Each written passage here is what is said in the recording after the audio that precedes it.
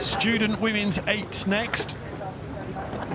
This is the Island Challenge Cup. Oxford Brookes University B on the Berkshire station, and Edinburgh University. This is the C boat on the Buck station. So away they go, off down towards the bridge and the town centre, and you really get a feel for the effort in these 8s, don't you? You can hear and see the power off that starting pontoon. Just keeping a very close eye on Edinburgh University C, who are heading a little bit central in the water, and now they might have to head back towards the boom on the right of the picture.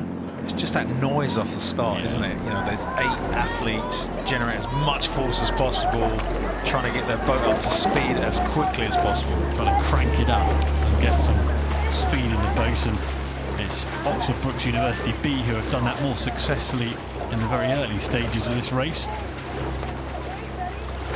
Going at a good rate, Edinburgh University C. Stoking at a decent rate now. Yeah, they're really keeping that cadence high, aren't they?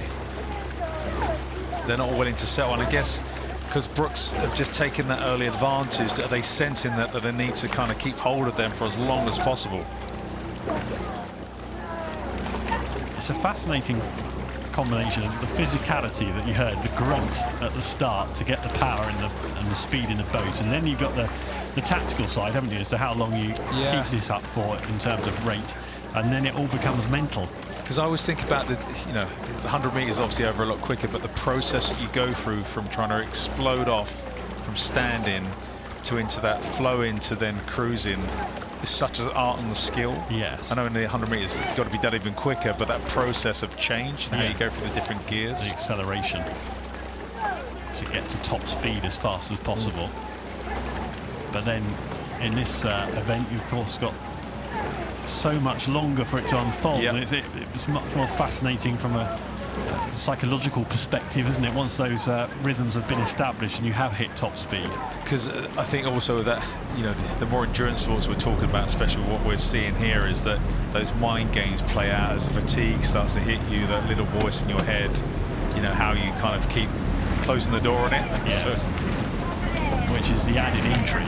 You don't really get that in 100 metres, do you? No, exactly. 9.5 seconds and you're done. Not too much thinking time. Whereas here, there's plenty of time to think, and that can be the undoing of many a crew. One thing that's really, because I remember, you think back 10 years ago, we've got Edinburgh University C here. That's incredible. Yes.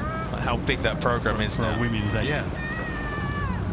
Vast, isn't it? Great numbers. It's not so long ago that this event didn't even exist, and now you've got universities producing a C boat. Only in 2021 this student women's 8 competition was introduced. Oxford Brookes are the current holders, always strong, and they are with their B boat here moving along very nicely. And I suppose that adds to the impact that the regatta has, the impact it has on rowing programs with facilities, equipment, people wanting to do the sport, because there are so many opportunities now for the breadth of people that you have in clubs, schools, universities to kind of compete in the regatta across kind of both kind of genders now. Yeah, there's no doubt that Henley Royal Regatta gives everyone a motivation and the sport a bit of a spark. Because I was in the boat tents last night and chatting with some of the young ladies that competed in the kind of the junior women's 8 yesterday, and just their experience. They didn't win, unfortunately, but their experience of being at the regatta for the first time, sitting on the start, the nervous energy, the build up to it, just takes you back to those really precious moments of being able to compete here and what it means. Yeah, and interesting, you were talking about the 100 metres. I always compare this to the London Marathon, in as much as you've got your Mo Farahs and all your superstars here, and you've got your club runners a bit further back, haven't you? And they're all doing the same course, they're all having the same experience on the same day.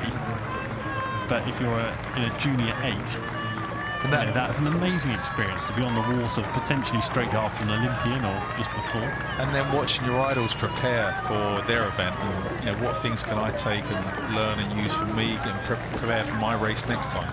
Oxford Brookes University B on the Berkshire station.